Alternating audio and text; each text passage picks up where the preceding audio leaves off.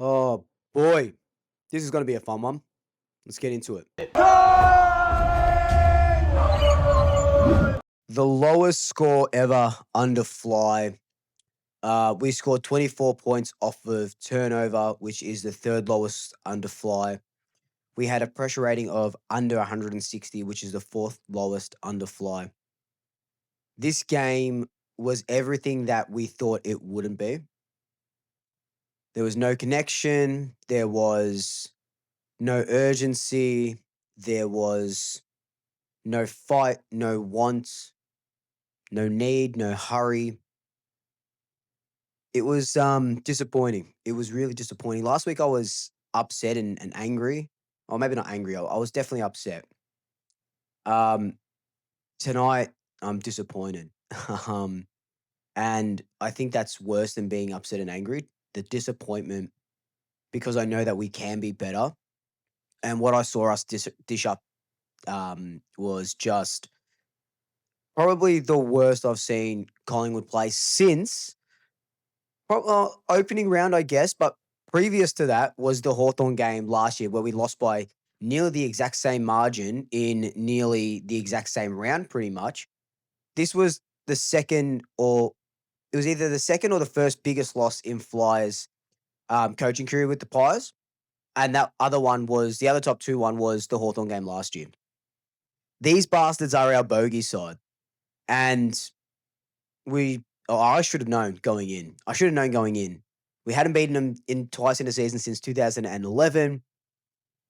The credit to them though. Let's first let me give them credit because they played incredible. They played like they had a finals spot on the line, right? And they did. They did have a final spot on the line. And they played like that. You could see it. It wasn't the Hollywood Hawks. It was a mature Hawks side. So credit to them. We played like we had top spots sewn up and we were 6 games clear. I could sit here and say, he didn't do this, he didn't do that, he didn't do this, he didn't do that. But when there's 17, 18 out of 23 guys not doing anything well, it's hard. I think it comes down to more than just individual players now. Last week I know I guess Charlie Dean was a little bit of a scapegoat, and I understand that. This week we get Howe and Frampton back, and I'm like, okay, we're buzzing now. Howe goes out cold in the first couple of minutes. So, sending him love and hoping he's okay, hoping that we can see him again before the end of the season, which I think will be the Melbourne game. So fingers crossed he's all good and there's no lingering symptoms. That's the biggest thing. Our record without Howe is shithouse this year. Let me tell you that much. But man, like I don't even know really what to say. Like I saw us play. I was going to say a brand of football. It wasn't even a brand of football. It was just 18 guys in Collingwood jumpers on the field, just doing whatever they wanted. No connection. They were fumbling. They were second to the ball. It looked like we were aliens that just came and buzzed into the MCG and said, oh, this is kind of football. Watch a 2-minute TikTok of how to play football and let's play it. That's what it looked like. There was no dash, no dare. In saying that, though, we did try to create some. I thought Jordan De Goey played well and tried to create when he could. Darcy Moore was I saw a lot of Darcy Moore slander and hate today, but he was our best defender. He took 7 marks. He had a handful of spoils, most intercept possessions for a Collingwood player, most marks for a Collingwood player as well. He'd mark the ball on halfback, give off the quick handball, and would try to run. But when your forward line is so stagnant and when it looks like the game plan has just turned itself on its head and we've become this slow, boring football. And that's not what Collingwood is. And it just looks like we're playing with cement legs. Like someone has just gone in, given us cement boots, and that's what we're playing with. This is not the Collingwood that were on top of the ladder 6, 7 weeks ago. Now, where does this leave our season? We are in such a weird spot because at the moment, obviously it's Thursday and no other teams have played. we're second, right? By the end of the round, we're probably out of the top 4, I think, because, you know, this round, there's a couple of the top teams playing the bottom teams, and we'll probably be out of the top 4. If we lose our next 2 games, we're out of the top 8, which is wild to say. And you're just trying to pinpoint where it all went wrong, right? Was it when we got our 14 wins and qualified for finals and, you know, Fly said, "Yep, we're qualified. We're going to change tact now," sort of thing? Was it, is there something internally going on with like the contracts and stuff? But you would think that they're a mature enough side to not let them bother you too much. And it's funnily enough that these guys asking for bigger contracts and different contracts are the guys that have lowered their form a little bit. That's not sort of picking on them or anything. It's just a bit of an observation. But it's more than that. It's not having our transition game, which is, our bread and butter. Not what did we score? 24 points off turnovers, which is just shit house. We had 42 or something tackles. Last week, Craig McRae in his presser said, we need to stick our tackles more, we need to tackle more. This week, we lost by 60 something points. We were second to the ball, but we didn't even tackle a lot. Hawthorn had 30 something tackles, but we barely had the ball. Hawthorn were plus 70 in disposal, so they had obviously more of the ball. But what was interesting was that our stoppage clearances, we had a lot of stoppage clearances. They beat us sort of around the ground, but it was pretty even. We were only -6 in inside 50s. So we were getting a look at it. It was just the inside 50 connection. And I think that's been the biggest thing over the last 3 weeks has been connection. Even the Richmond game has been connection. Well, the Fremantle, actually all of the games. All of the games since that fucking Gold Coast game has been connection. Can you believe it? Something as easy as, and I say easy as I'm sitting here in my studio talking to a camera. Something as easy as hitting a teammate on a lead, we're not doing it. Or we're getting it inside 50 and none of the forwards are leading. We were a team where we could predict where the other was going to be. You could read the other player like the back of your hand, and now there is just absolutely none of that. It looks like our confidence is absolutely shot, and that's not something you want going into finals. There's not much to dissect about this game, besides the fact that shot on confidence and all these things that I already said. And as the night goes on, it's currently 12:30 that I'm recording this. As the night goes on, I'm kind of just in this purgatory where I'm saying to myself, that was shocking. We're going to drop out of the top 4. This final series is going to be shit. But then, like, the little magpie angel on my shoulder is saying, it's not over till it's over, right? It's not over until it's over. We've seen the Pies come back from, 40 something points down at halftime, or we've seen them come back and win games, and we're okay when our backs are against the wall. We're okay when we travel. We're an experienced side. It's a weird purgatory sort of style to be in where you lose all hope and despair. You've got actually a little bit of hope because of past performances.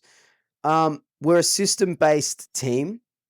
Our system hasn't held up these last few weeks. But is it as easy as flicking on a switch? I remember in 2023, the whole thing was, I don't think they can flick on the switch. I don't think they can flick on the switch. And we played incredible football in the finals, close finals, but incredible pressure football. Is that what we're going to see? We need to knock off either Adelaide or Melbourne. Ideally, we'd knock off both. It's going to be fucking hard. It's going to be hard to knock off Adelaide in Adelaide, but we'll see what that looks like. Couple of things from that game, though, personnel-wise. Ned Long and Tom Mitchell can't play in the same team. I wanted to see how it looked. I wanted to see how it looked last week, right? This week, we get it straight from the start because of, unfortunately, the Howe incident. I would have loved to have seen who they would have managed. Would it have been Titch coming off for long? I want to see that. I'm gonna get their stats in front of me right now. All right, so Tom Mitchell had 18 disposals, 2 clearances, 4 tackles. 140 meters gained. He was on the ground for 74% of the time. Ned Long had 10 disposals, 0 clearances, 69% game time, 3 tackles. So, and I know we shouldn't be basing it off just disposals and things like that. But in saying that, Tom Mitchell had 3 inside 50s. Ned Long had 2. Ned Long went at 90% disposal efficiency, and Tom Mitchell went at 94% disposal efficiency. If you're just putting them based on numbers, you're going Tom Mitchell going forward.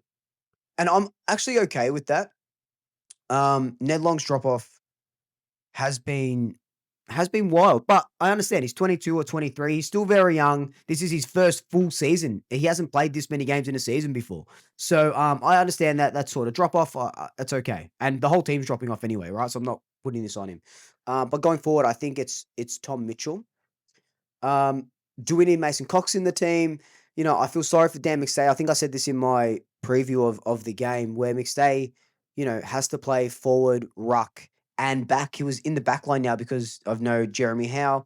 Do we need McStay to say as a permanent backman and bring in Mason Cox as McStay's forward and ruck role? That can be something that we have to look at.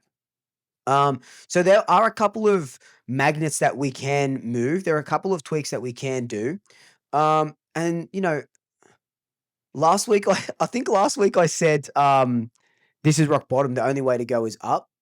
We've dipped down a little bit past rock bottom at the moment.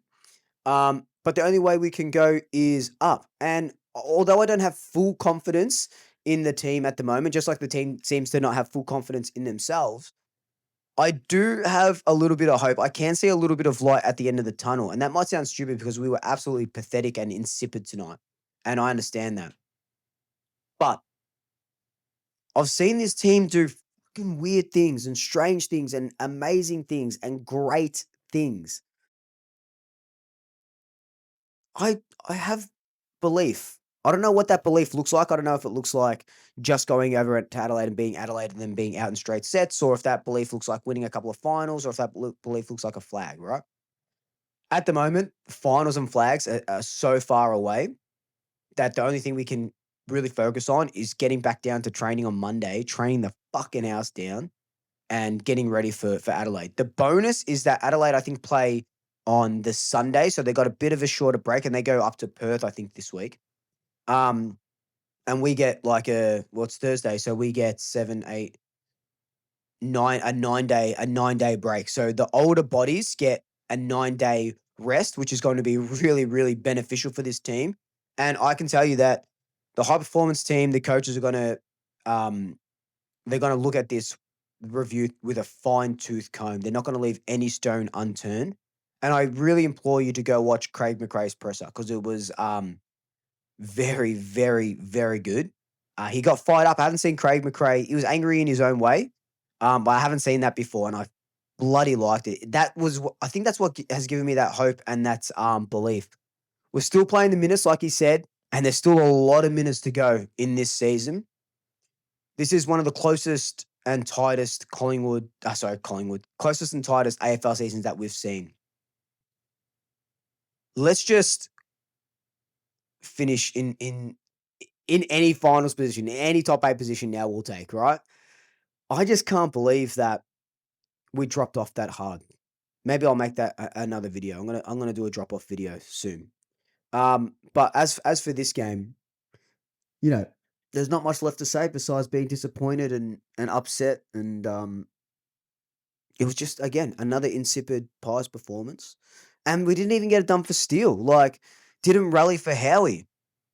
That's what makes me the most sad and the most disappointed. A legend of the club, only the second ever Magpie to play 350 games. We couldn't get it done for him. And we didn't even lose by 3 points. We lose by, 10 goals. I'm sorry, Steele. I'm absolutely sorry. But let me know your thoughts down below. Let's have a chat about it. Until then, like, comment, subscribe, tell your family, tell your friends, tell your pets. And until next time, double shackers. I'll soup you later.